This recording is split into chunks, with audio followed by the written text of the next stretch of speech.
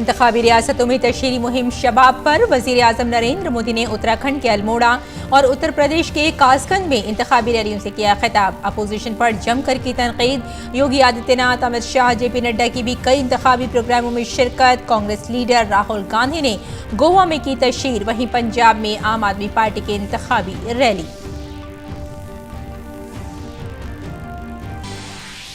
वजीर आजम नरेंद्र मोदी आज वीडियो पैगाम के जरिए वन ओशन सरबराह इजलास की आला सतही मीटिंग से करेंगे खिताब। सरबराह इजलास को जर्मनी, बरतानिया, जनूबी कोरिया, जापान और कनाडा समेत कई ममालिक के सरबराहों से भी करेंगे बातचीत।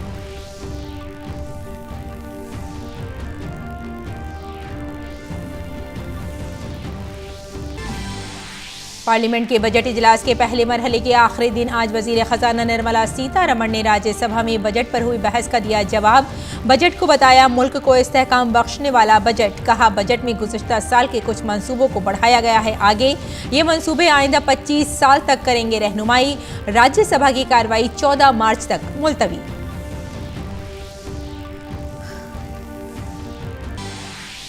कर्नाटक के स्कूल कॉलेजों में हिजाब पर हतमी रोक के हाई कोर्ट के हुक्म पर किसी। ऑस्ट्रेलिया के मेलबर्न में क्वाड वज़राए खारजा की चौथी मीटिंग से अलहदा वज़ीर खारजा डॉक्टर एस जयशंकर ने की अपने अमरीकी हममनसब एंटनी ब्लिंकन के साथ बाहमी बातचीत। आज़ाद, खुले और जामे इंडो पैसिफिक के मुश्तरका नजरिए को आगे बढ़ाने पर इत्तफाक।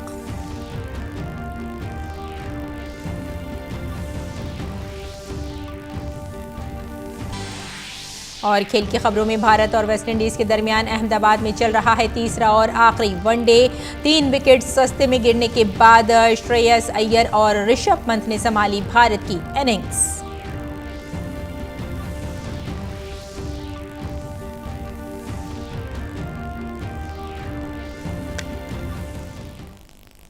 आदाब नाज़रीन, खबरनामे में आपका इस्तकबाल है। मैं हूं आपके साथ रेशमा फारूकी। आइए अब तफसील से खबरों पर नजर डाल लेते हैं। वज़ीर आज़म नरेंद्र मोदी ने उत्तर प्रदेश के कासगंज में एक जलसा आम से खिताब करते हुए अपोजिशन को तनकीद का निशाना बनाया। उन्होंने जोर देकर कहा कि उत्तर प्रदेश के लोगों की तरफ से बीजेपी को जो आशीर्वाद और प्यार दिया जा रहा है उसी की वजह से कुनबा परवरी करने वालों की नींदें उड़ गई हैं। और योगी जी को जो आशीर्वाद और प्यार आप दे रहे हैं उसने परिवारवादियों की नींद उड़ा दी है। कितनी कोशिश की इन लोगों ने आपको बांटने की, जाति के नाम पर अलग अलग करने की, लेकिन ये लोग पूरी तरह फेल हो गए। ये परिवारवादी महलों में जिंदगी गुजारने वालों को जमीनी सच्चाई का पता ही नहीं है। इन परिवारवादियों ने अपना घर, अपनी तिजोरी तो भरी, लेकिन कभी गरीब की चिंता नहीं की। वज़ीर आज़म नरेंद्र मोदी ने कहा कि यूपी में पहले मरहले की पोलिंग में बड़ी तादाद में लोगों ने यूपी को महफूज रखने के लिए, यूपी की तरक्की के लिए बड़ी तादाद में कमल को वोट दिया है। यूपी में पहले चरण का मतदान पूरा हुआ है। लोगों ने भारी संख्या में घरों से निकलकर यूपी को सुरक्षित रखने के लिए, यूपी के विकास के लिए भारी मात्रा में कमल को वोट दिया है। विशेष रूप से हमारी बहन बेटियों ने जमकर के मतदान किया है। भाइयों बहनों, जो रुझान आए हैं वो ये बता रहे हैं कि पहले चरण में भाजपा का परचम लहरा रहा है। अयोध्या में चौराहे का नाम लता मंगेशकर जी के नाम पर रखने के लिए योगी हुकूमत के फैसले की वजीर आजम नरेंद्र मोदी ने तारीफ की और इस कदम को भारत के इत्तेहाद की अलामत करार दिया। लता मंगेशकर जी गोवा की बेटी, उनका पैतृक विस्तार गोवा, राम की भक्त, राम से जुड़े भजनों को अमर कर दिया। वो लता मंगेशकर जी अयोध्या में चौराहे का नाम उन पर करना, मैं समझता हूं जो भी राम मंदिर के दर्शन के लिए आएगा वो यहीं से निकलेगा तो लता मंगेशकर जी के भजन भी याद आएंगे और भारत रत्न लता मंगेशकर जी के लिए गर्व भी होगा। और दूसरा, उत्तर प्रदेश के शाहजहांपुर में वजीर आला योगी आदित्यनाथ ने कहा कि समाजवादी, बीएसपी और कांग्रेस ने हमेशा मुल्क में नस्ल परस्ती की सियासत की है। हम तरक्की की बात करते हैं तो ये तीनों पार्टियां जात पात की बात करती हैं। हम किसानों के लिए गन्ने की बात करते हैं तो ये लोग जिन्ना की बात करते हैं। समाजवादी पार्टी हो या बहुजन समाजवादी पार्टी या कांग्रेस, ये लोग केवल अपने परिवार के लिए जीने वाले लोग हैं।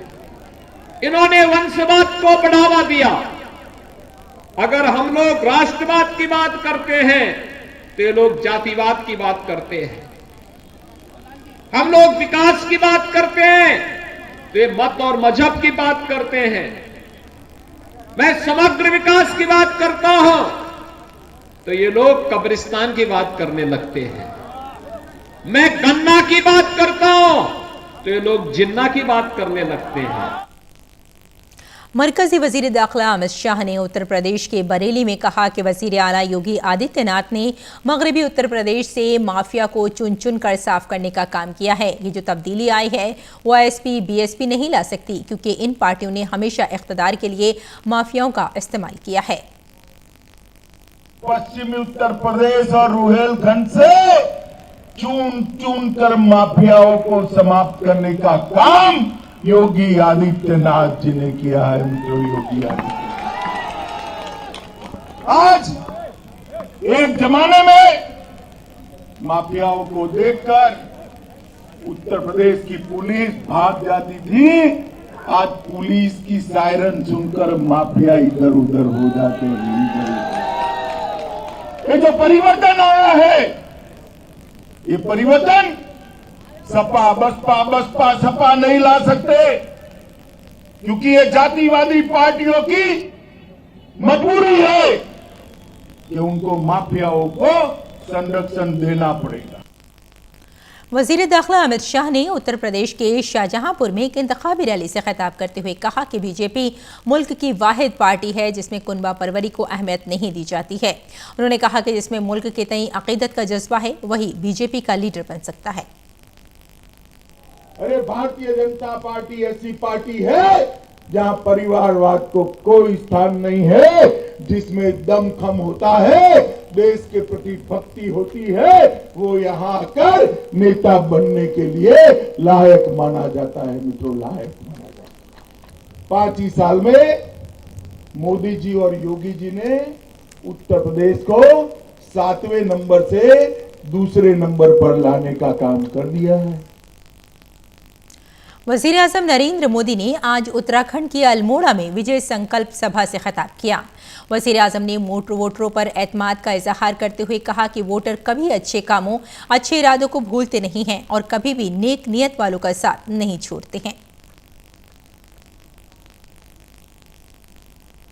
कल जो मैंने 3 राज्यों में जो माहौल देखा है, जो उत्साह देखा है, भाजपा के प्रति जो प्यार देखा है, ये अभूतपूर्व था, अभूतपूर्व।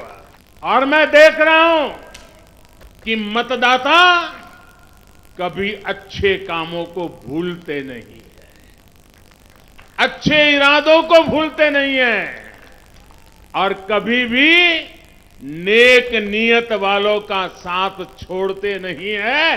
ये मैंने कल देखा है।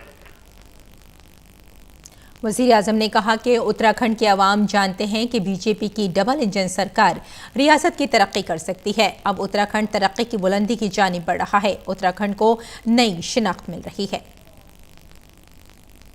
उत्तराखंड के लोग ये बात जानते हैं कि भाजपा सरकार ही इस दशक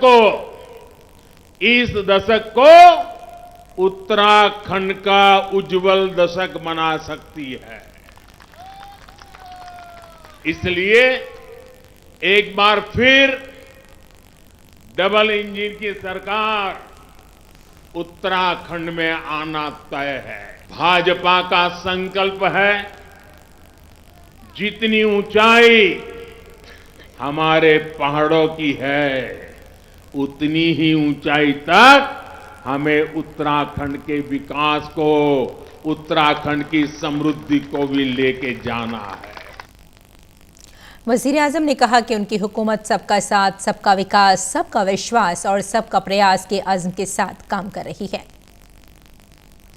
पिछले 5 साल में डबल इंजन की सरकार पूरी ईमानदारी से, पूरी ताकत से, पूरे समर्पण भाव से, एक ही निष्ठा से आपकी सेवा में लगी हुई है। अब उत्तराखंड विकास के शिखर की तरफ बढ़ चला है। उत्तराखंड को एक नई पहचान मिल रही है। भारतीय जनता पार्टी ने भी अपना जो संकल्प पत्र जारी किया है वो भी विकास की नई ऊर्जा से भरा हुआ है। विकास तभी होता है जब बिना भेदभाव के काम किया जाए। इसलिए आज हमारी सरकार सबका साथ, सबका विकास, सबका विश्वास और सबका प्रयास, इस संकल्प को लेकर के काम कर रही है। और गोवा असेंबली इंतखाबात के लिए वोटिंग 14 फरवरी को होनी है। तमाम सियासी जमातें इंतखाबी मुहिम चला रही हैं। मरकजी वजीर स्मृति ईरानी आज गोवा के मारगोवा असेंबली हल्के में जलसा आम करेंगी। कांग्रेस लीडर राहुल गांधी ने गोवा में प्रेस कॉन्फ्रेंस से खिताब किया।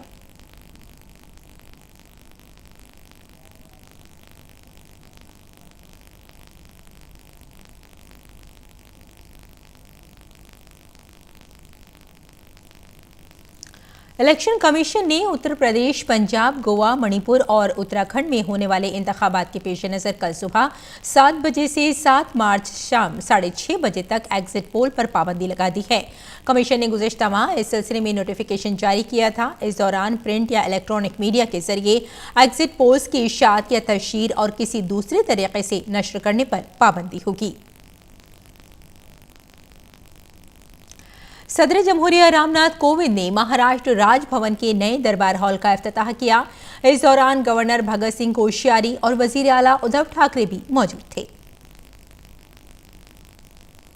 इस दौरान सदर जमहूरिया रामनाथ कोविंद ने कहा कि दरबार हॉल की तामीर उनकी खासियत को मद्देनजर रखते हुए हुई है और राष्ट्रपति भवन की ही तरह ये राजभवन महाराष्ट्र के फख्र की अलामत है।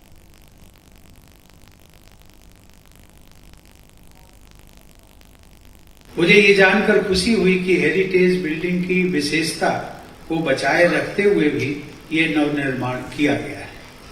परंपरा को बचाए रखते हुए समय की मांग के अनुसार आधुनिकता का वर्णन करना विवेकपूर्ण होता है। राष्ट्रपति भवन की तरह ये राजभवन भी आज के युग में विश्व के सबसे बड़े लोकतंत्र के जनमानस की आशाओं और आकांक्षाओं का संवैधानिक प्रतीक बन चुका है। इसका इतिहास भले ही अंग्रेजी उपनिवेश के महत्व से जुड़ा हो, इसका वर्तमान और भविष्य महाराष्ट्र और पूरे देश की गौरव यात्रा से जुड़ा है।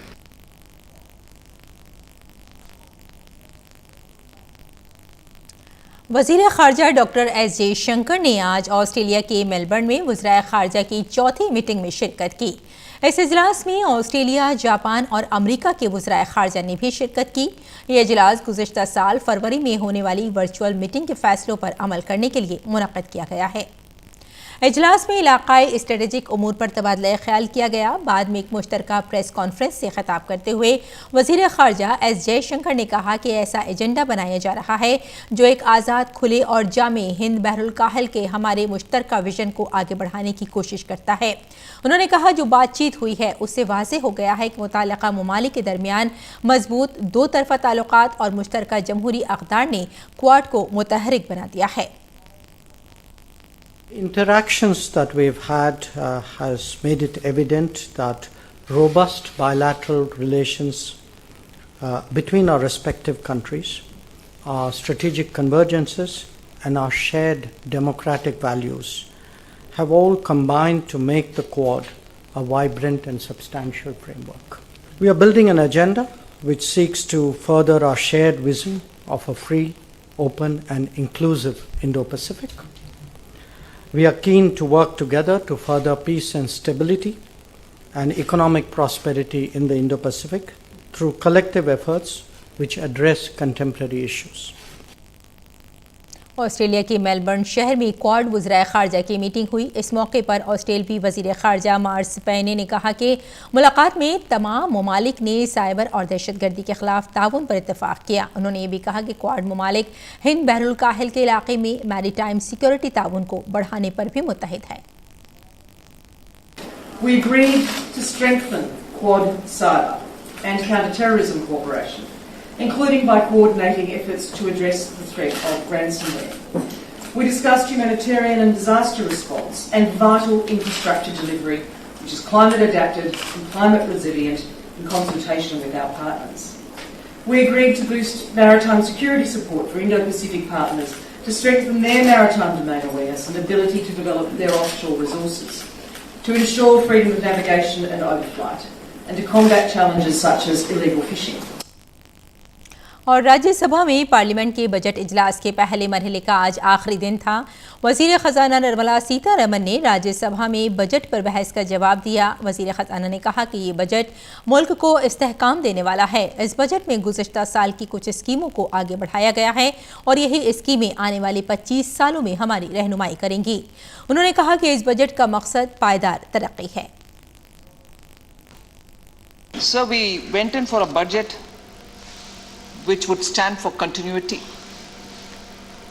which will be bringing in stability to the economy and predictability in taxation, and also a vision for India at 100.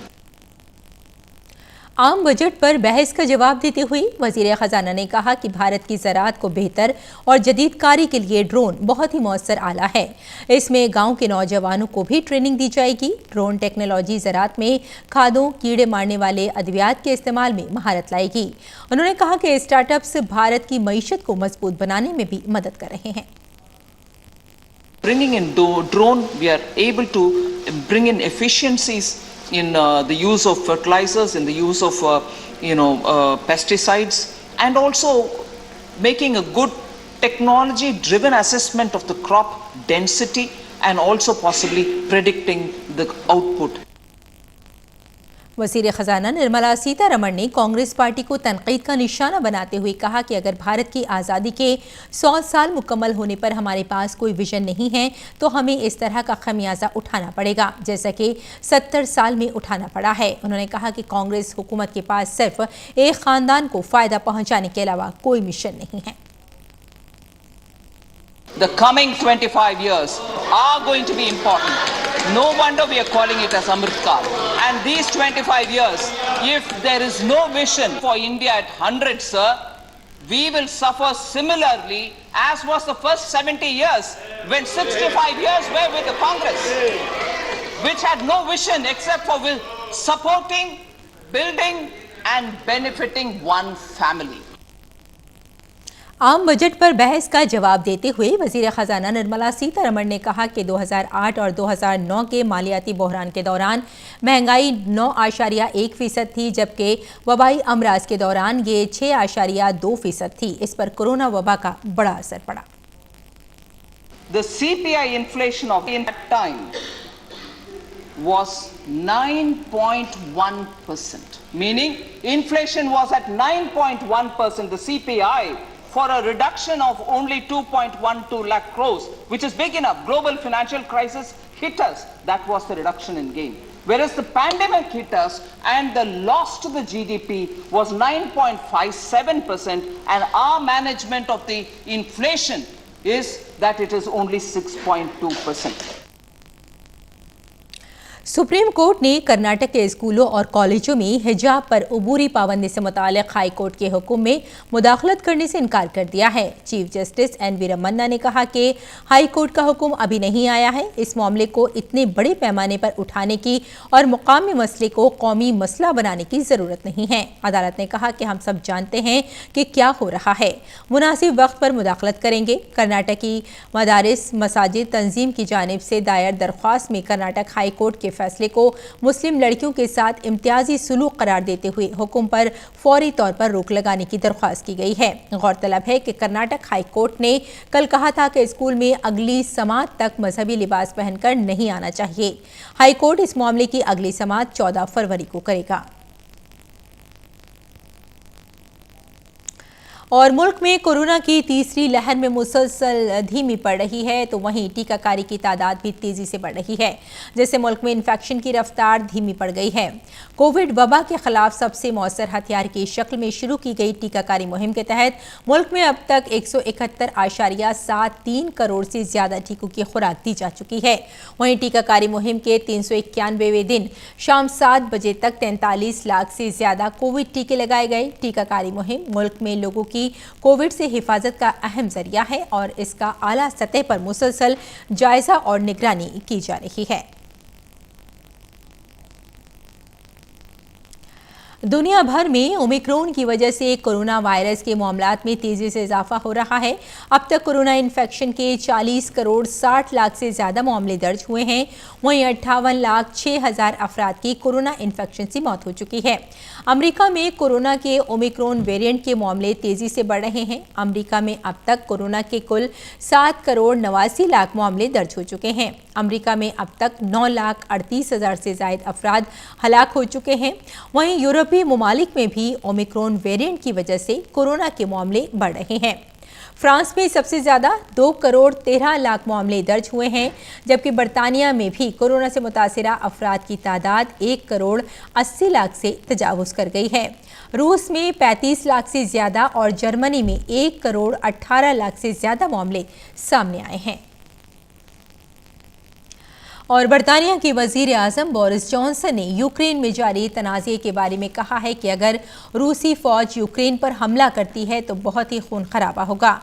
Johnson और पोलैंड के वजीर आजम ने बरतानवी फौज के सदर दफातर में पहले वारसा बख्तरबंद का दौरा किया और बरतानवी वजीर आजम ने बताया कि रूस और यूक्रेन के दरमियान मौजूदा सूरत हाल के सबब यूरोप में सदियों बाद सलामती के बहरान का संगीन खतरा पैदा हो गया है। भारत और वेस्टइंडीज के दरमियान अहमदाबाद में तीसरा और आखिरी वनडे जारी है। भारत ने टॉस जीतकर पहले बल्लेबाजी का फैसला किया। भारत ने 50 ओवर में बनाए 265 रन। श्रेयस अय्यर और ऋषभ पंत ने बनाई निसफ सेंचुरी। दिल्ली के राष्ट्रपति भवन में अपनी कुदरती खूबसूरती के लिए जाने जाने वाला मुगल गार्डन 12 फरवरी से आम लोगों के लिए खोला जा रहा है। सदर जमहूरिया रामनाथ कोविंद ने मुगल गार्डन के उद्यान उत्सव को आम लोगों के लिए खोल दिया है।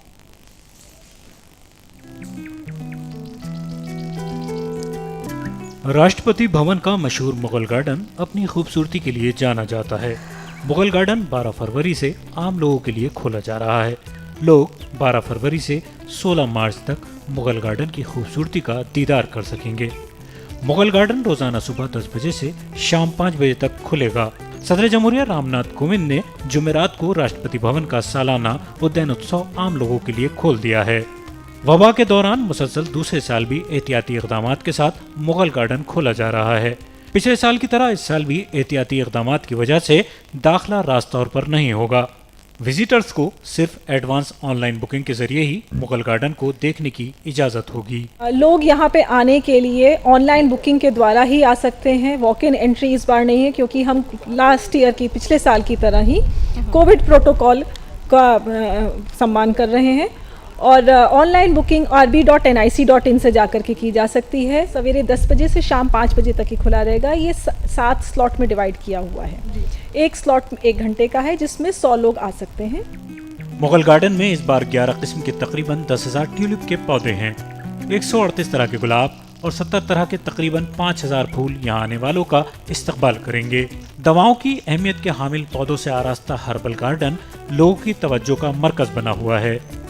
11 प्रकार की ट्यूलिप्स हमारे मुगल गार्डन्स में आए, अलग अलग कलर के हैं। ट्यूलिप्स के अलावा भी बहुत सारी वैरायटीज़ हैं फूलों की जो आप देख सकती हैं। 138 प्रकार के गुलाब हैं अलग अलग रंगों में, और भी गार्डन्स हैं उनको भी हम खोलते हैं। और उसमें हर्बल गार्डन एक बहुत ही अच्छा गार्डन है जहाँ पे अनेक प्रकार की औषधियों के पौधे हैं। 70 वैरायटीज़ की जो है सीजनल फ्लावर्स हैं, जैसे जिसमें मेन है स्टॉक जिसको कहते हैं माइथोला इंकाना, ये काफ़ी खुशबूदार होता है। सीड कलेक्शन से लेकर के और सोइंग से लेकर के बाद में तक फ्लावरिंग तक पूरे जो है पूरा साल भर लगना पड़ता है, तब जाके गार्डन तैयार होता है। और ये मुगल गार्डन जो है विशेषकर ये है कि और गार्डनों से ये भिन्न है, इसलिए है इसमें ट्रीज भी हैं, इसमें परमानेंट फीचर जैसे ट्रीज हैं, क्रीपर्स हैं, श्रब्स हैं और रोजेज हैं, और सीजनल फ्लावर्स भी इसमें हैं, बल्बस फ्लावर इसमें हैं। मुगल गार्डन में जहां 70 किस्म के फूलों के पौधे हैं, तो वहीं हर्बल गार्डन में 33 जड़ी बूटी के पौधे हैं। 50 किस्म की 300 बोनसाई भी यहाँ मौजूद हैं। मुगल गार्डन में एक छोटा कैक्टस कॉर्नर भी तैयार किया गया है। यहाँ के सेंट्रल लॉन में शानदार डिजाइन में फ्लावर कारपेट भी सजाए जाएंगे। दिल्ली से मेघना देव की रिपोर्ट, डीडी न्यूज उर्दू खबरें। तो नाज़रीन, इसी के साथ इजाजत दें। आदाब।